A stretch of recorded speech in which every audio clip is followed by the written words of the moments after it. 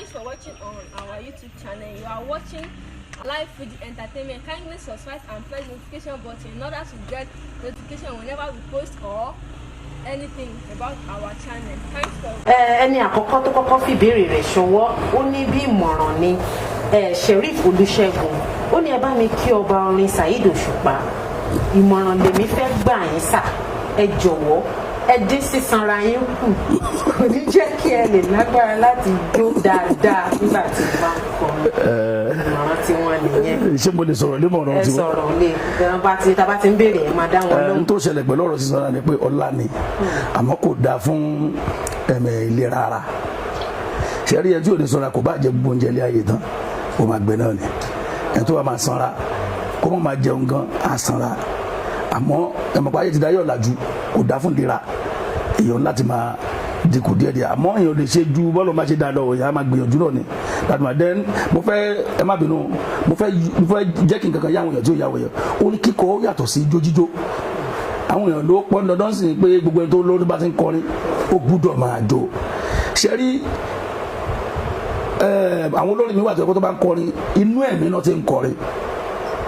tó bá ń kọrin láti inú ẹ̀mí yẹn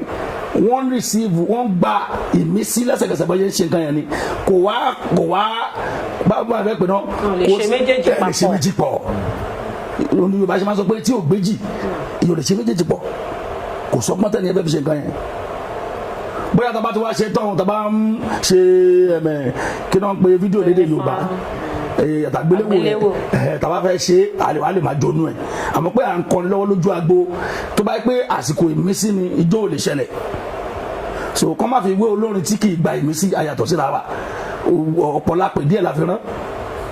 so tẹ́lómi ẹlòmíì ń kọrin tiẹ̀ láti inú ara ẹlòmíì ń kọ tiẹ̀ láti inú ẹ̀mí ẹni tó kọrin láti inú ara lè máa jó ẹni tó kọrin láti inú ẹ̀mí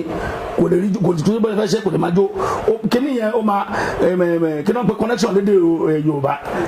ìsopọ̀ tó wà láàárín ìmísí yẹn pẹ̀lú ẹni yẹn máa já lásìkò yẹn. Ọ̀gbẹ́ni Sheriff Olúṣẹ́gun àlàyé ọ̀rọ̀ ni wọ́n ti sọ fún yín yẹn àti ẹni tó ń sọ pé àwọn náà sọ pé kẹ́ lè bá aráyè máa jó. Hey guys, thanks for watching on our YouTube channel. You are watching